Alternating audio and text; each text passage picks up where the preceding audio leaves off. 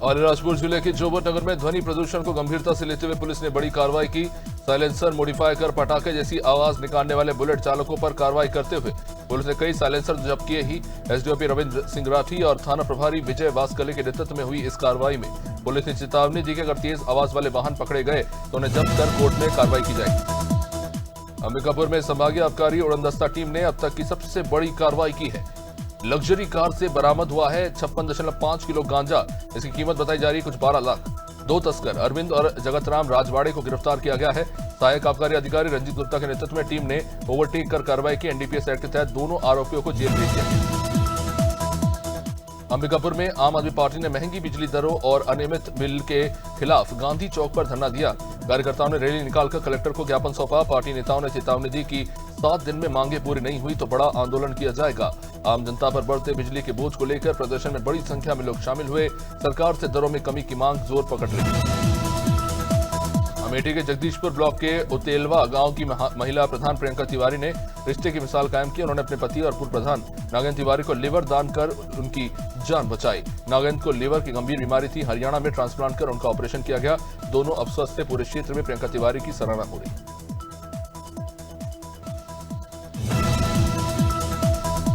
अमेठी के संग्रामपुर थाना क्षेत्र में दर्दनाक सड़क हादसे में 65 साल के विश्वनाथ यादव की मौत हो गई। विश्वेश्वरगंज बाजार में धान कटाई के लिए जा रही एक कंबाइन मशीन ने उन्हें टक्कर मार दी और फरार हो गए। विश्वनाथ यादव वचपनपट्टी मोड़ पर चाय की दुकान चलाते थे। हादसे के वक्त दुकान का सामान खरीदने ही जा रहे थे और अचानक हुए इस हादसे में परिवार में मातम छा गया।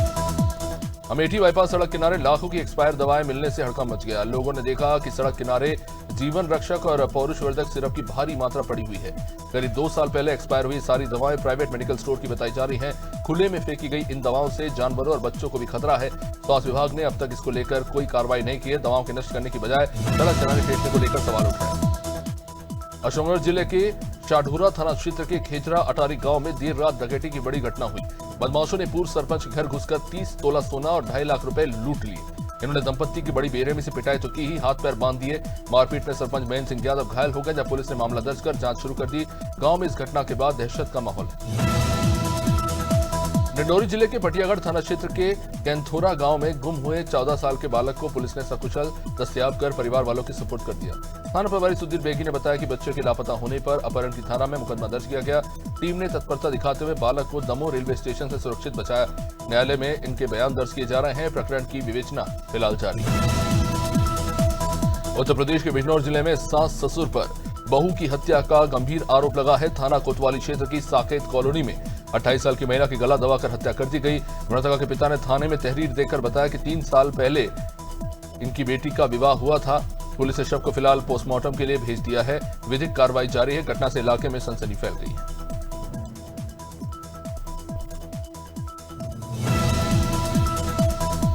देहरादून के प्रेमनगर क्षेत्र में सोमवार शाम हुए युवक की संदिग्ध मौत के मामले में पुलिस ने आरोपी को गिरफ्तार कर लिया। मृतक की पत्नी की तहरीर पर पुलिस ने गैर इरादतन हत्या केस दर्ज किया।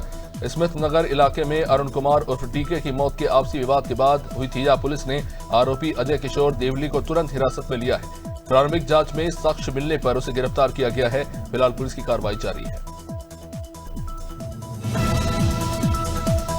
फतेहपुर जिले के किशनपुर थाना क्षेत्र में मासूम बच्ची समेत 4 लोगों के अपहरण के मामले में पीड़ित दामाद और ससुर ने अब कलेक्ट्रेट पहुंचकर डीजल डालकर खुद को जलाने की कोशिश की। मौके पर हड़कंप मचा, जहां डीएसपी सिटी ने इन्हें कोतवाली ले जाकर उनको आश्वासन दिया कि जो लापता लोग हैं उन्हें जल्द ढूंढ निकाला जाएगा। पीड़ित ने बताया कि पुलिस की ओर से मदद की बजाय सिर्फ धमकियां मिल रही थी। इन सबसे मजबूर होकर उन्होंने ये कदम उठाया। फतेहपुर के कलेक्ट्रेट परिसर में युवक ने खुद को डीजल डालकर आत्महत्या का प्रयास किया। पीड़ित दीपक यादव ने यह आरोप लगाया कि उनकी पत्नी, 2 बेटियां और नातिन को गांव के ही कुछ लोगों ने अगवा कर लिया। किशनपुर पुलिस इस पर कुछ नहीं कर रही, अत्याचार हो रहा है। वहीं इंसाफ न मिलने से दीपक ने आत्मदाह की कोशिश की। घटना से परिसर में भी इस बीच अफरा तफरी मच गई।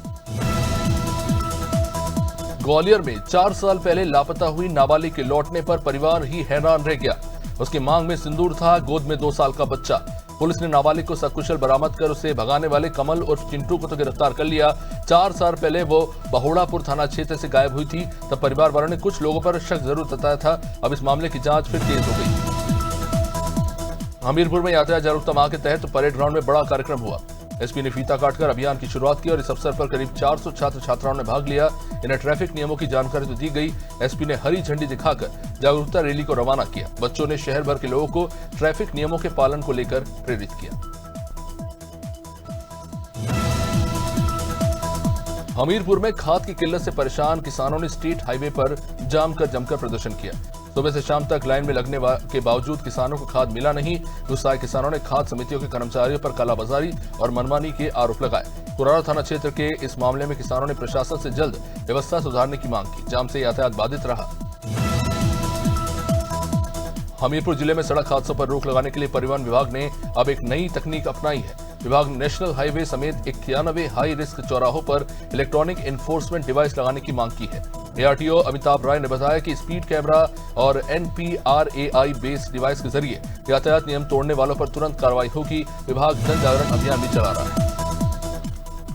नीमच जिले के जावद में हर मंगलवार जनसुनवाई आयोजित की जा रही है। एसडीएम प्रीति संघवी सुबह 11 से लेकर दोपहर 1 बजे तक लोगों की समस्याएं सुन रही है। कलेक्टर हिमांशु चंद्र के निर्देश पर हो रही इस पहल से लोगों को राहत तो मिल रही है। एसडीएम समस्याओं पर तुरंत कार्रवाई के निर्देश भी दे रहे हैं।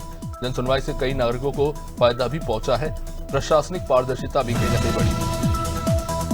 कानपुर के पनकी थाना क्षेत्र के ML चौराहे पर दबंगों ने युवक पर धारदार हथियार से हमला किया और उसे बड़ी ही बेरहमी से जख्मी कर दिया। अनिकेत और आयुष कुशवाहा पर हमले का आरोप लगा है। घायल युवक रुद्र प्रताप सिंह की हालत काफी गंभीर है। वारदात का सीसीटीवी वीडियो भी सामने आया है और हमलावर जान से मारने की धमकी देकर वहां से हालांकि भाग गया। तब पुलिस ने फिलहाल शिकायत दर्ज कर जांच शुरू कर दी है। कानपुर क्राइम ब्रांच ने अंतर्राज्यीय गांजा तस्कर राजकुमार शर्मा उर्फ बउआ लिंडा को गिरफ्तार किया है। आरोपी के पास से 70 किलो गांजा बरामद हुआ, जिसकी कीमत करीब 15 लाख रुपए बताई जा रही है और वो उड़ीसा और आंध्र प्रदेश से तस्करी करता था। इसके खिलाफ 1 दर्जन से भी ज्यादा केस दर्ज है। डीसीपी क्राइम अतुल कुमार श्रीवास्तव ने बताया कि आरोपी से नेटवर्क की जानकारी ली जा रही है।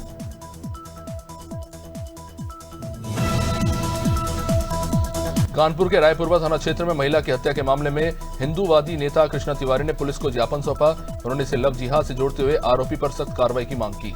कृष्णा तिवारी का कहना है कि पिछले 1 साल में 50 से अधिक ऐसे मामले आए हैं। आरोपी की धर्म परिवर्तन के दबाव के बाद कई हत्याएं की गई। तिवारी ने चेताया कि पुलिस समय रहते इन्हें रोके। कानपुर की बिठूर पुलिस ने चोरी करने वाले गिरोह के 3 सदस्यों को गिरफ्तार किया है, जबकि 4 आरोपी अभी फरार हैं। डीसीपी पश्चिम दिनेश त्रिपाठी ने बताया कि 29 अक्टूबर को मंदना निवासी अंकित दीक्षित की दुकान से 40,000 रुपए और मोबाइल चोरी हुए थे। पुलिस ने ब्लू वर्ल्ड तिराहे से गोपाल उर्फ टक्कल, हरिश्चंद्र वर्मा और शिवम वर्मा को पकड़ा। इनके पास से 5 मोबाइल और तमंचा कारतूस बरामद हुए। कटिवा में झनकैया मेला की तैयारियों को लेकर पुलिस ने थाने में बैठक की। मेला कमेटी और दुकानदारों से कानून व्यवस्था व सफाई बनाए रखने पर चर्चा हुई। श्रद्धालुओं की सुविधा के लिए सीसीटीवी और सुरक्षा प्रबंध करने का निर्णय लिया गया। मेला कमेटी के पूरन सिंह धामी ने बताया कि सभी तैयारियां देर शाम तक पूरी कर ली गई है। मेले में समन्वय और सहयोग की भावना से काम करने का आह्वान किया गया है। बिलखसर तहसील सभागार में तहसील दिवस पर कई विभागों की मौजूदगी में 89 शिकायतें दर्ज की गई। अधिकतर मामलों का मौके पर निस्तारण किया गया। कुछ शिकायतें अग्रसारित कर अगले तहसील दिवस तक निस्तारण के लिए निर्देश दिए गए हैं। शिकायतें शिक्षा विभाग, आबकारी, पुलिस चकबंदी, बिजली, सड़क और अवैध शराब बिक्री से जुड़ी हुई हैं। अधिकारियों को लापरवाही न बरतने की ताकीद की गई। मैनपुरी के करहल थाना क्षेत्र के भुजिया पुल के पास तनिष्का मशीनरी स्टोर के गोदाम में अचानक आग लगी। इस हादसे में लाखों का सामान जलकर बर्बाद हो गया। स्थानीय लोगों ने मशक्कत कर आग को तो बुझा लिया। फायर ब्रिगेड की गाड़ी देर से हालांकि पहुंची, जिससे लोगों में भी काफी गुस्सा था। गोदाम संचालक ने थाने में फिलहाल शिकायत की है। पुलिस आग के कारणों की तलाश कर रही है। मंदसौर जिले के सुवासरा में बजरंग दल के कार्यकर्ताओं ने गौ तस्करी के आरोपियों की गिरफ्तारी की मांग को लेकर धरना दिया। प्रदर्शन से वाहनों की लंबी कतार तो लगी ही। मौके पर पहुंचे एसडीओपी दिनेश प्रजापति और थाना प्रभारी अधिकारियों ने प्रदर्शनकारियों को शांत कराया। पुलिस ने 3 आरोपियों पर केस दर्ज किया था, इनमें से 2 अब भी फरार है। प्रशासन ने जल्द गिरफ्तारी का आश्वासन दिया है।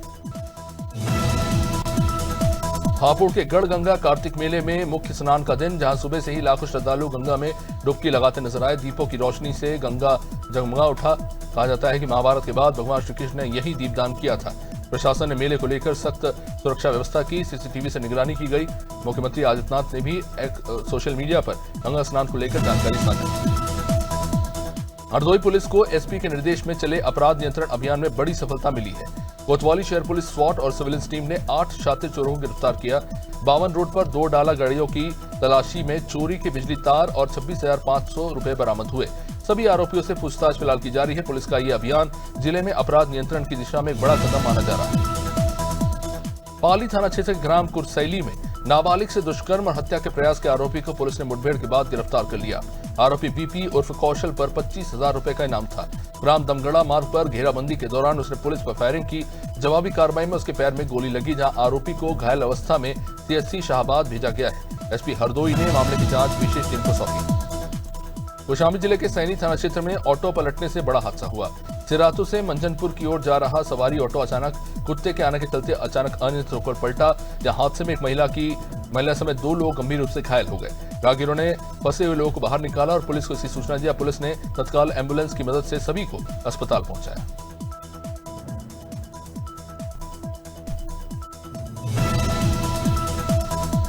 नवदापुरम पुलिस का मुस्कान विशेष अभियान जारी है। एसपी साई कृष्णा थोटा के मार्गदर्शन में एसडीओपी जितेंद्र पाठक ने नवदा विद्या निकेतन स्कूल में छात्रों को जागरूक किया। 5वीं से 12वीं तक के 100 विद्यार्थियों को बाल विवाह, पॉक्सो एक्ट, साइबर अपराध और बाल मजदूरी से जुड़े विषयों पर जानकारी दी गई। साथ ही हेल्पलाइन नंबर भी बताए गए। कार्यक्रम में महिला थाना प्रभारी हेमलता मिश्रा और संकुल शिक्षणगढ़ मौजूद रहे। चांदनी के जंगलों में फिर से अवैध वन कटाई का मामला सामने आया है, जहां पे अज्ञात लकड़ी माफियाओं ने करीब 15 सागौन के पेड़ काट दिए। सूचना मिलती है वन विभाग की टीम मौके पर पहुंची और लकड़ी जब्त कर पीओआर काटी बताया गया। आपको बता दें कि ये क्षेत्र सड़क से मात्र 200 मीटर दूर है। 2012-13 में यहां पर सागौन का रोपण हुआ था। अब फिर माफियाओं की सक्रियता के चलते विभाग के सामने एक बड़ी चुनौती खड़ी हो गई।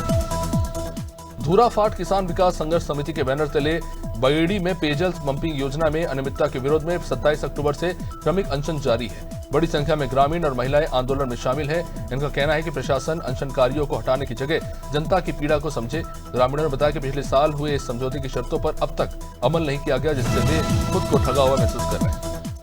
संभल में प्रेम विवाह को लेकर 2 पक्षों में जबरदस्त बवाल, जहां दोनों ओर से लाठी डंडा ईंट पत्थर तक चल गए। घटना का वीडियो भी सोशल मीडिया पर सामने आया है। बताया जा रहा है कि 4 महीने पहले युवती ने पड़ोसी युवक से शादी की थी। गांव लौटते ही विवाद भड़क उठा। असमौली थाना क्षेत्र के ओवरी गांव से हुई इस मारपीट में कई लोग घायल बताए जा रहे हैं। पुलिस ने मौके पर पहुंचकर स्थिति को संभाला। शहडोल जिले के बुढ़ार में सिंधी समाज ने रायपुर में हुई अभद्र टिप्पणी के विरोध में प्रदर्शन किया। सैकड़ों समाजजन थाने पहुंचकर आरोपी के खिलाफ सख्त कार्रवाई की मांग कर रहे हैं। प्रदर्शन के दौरान न्याय की आवाज बुलंद होती रही, जहां समाज के प्रतिनिधियों ने ये चेतावनी दी कि अगर जल्द कार्रवाई नहीं हुई तो आंदोलन पूरे प्रदेश में फैलाया जाएगा। पुलिस ने ज्ञापन लेकर फिलहाल जांच का आश्वासन दिया। सहारनपुर में तेज रफ्तार कार अनियंत्रित होकर एक घर में जा घुसी। थाना नकुड़ क्षेत्र के गांव नवागांव में यह हादसा हुआ। गनीमत रही कि घर के अंदर कोई मौजूद नहीं था, नहीं तो ये बड़ा हादसा हो सकता था। चालक को हालांकि मामूली चोटें आई हैं। बताया जा रहा है कि कार में वो अकेला था। घायल युवक शेरमऊ शुगर मिल में कर्मचारी बताया जा रहा है। स्थानीय पुलिस फिलहाल इस मामले को लेकर जांच कर रही है।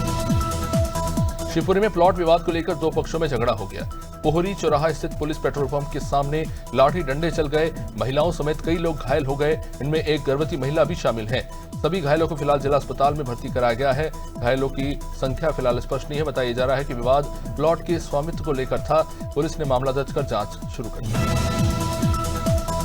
सितारगंज तहसील परिसर में पूर्व विधायक नारायण पाल ने किसानों की धान खरीदी में हो रही अनियमितताओं के विरोध में सांकेतिक धरना दिया। उन्होंने किसानों से खुली बेईमानी और कटौती पर नाराजगी जताई। नारायण पाल ने कहा कि किसान की फसल में कटौती बर्दाश्त नहीं की जाएगी। इसके खिलाफ संघर्ष जारी रहेगा।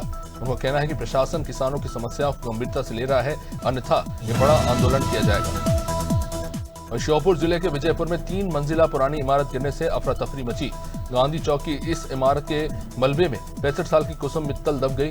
1 घंटे की मशक्कत के बाद उन्हें सुरक्षित निकाला गया। घायल महिला को ग्वालियर रेफर किया गया है। मौके पर एसडीएम अभिषेक मिश्रा और एसडीओपी राघवेंद्र सिंह तोमर पहुंचे। अधिकारियों ने राहत कार्यों की निगरानी कर आसपास की इमारतों की सुरक्षा जांच के निर्देश दिए।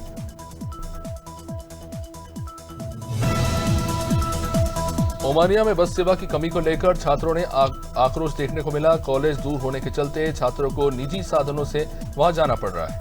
आर्थिक रूप से कमजोर छात्र अब काफी परेशान हैं। बड़ी संख्या में छात्रों ने कलेक्ट्रेट पहुंचकर कलेक्टर को एक ज्ञापन सौंपा और उन्होंने ये चेतावनी दी कि अगर मांग पूरी नहीं हुई तो आंदोलन होगा। छात्रों का कहना है कि परिवहन की कमी से शिक्षा प्रभावित हो रही है।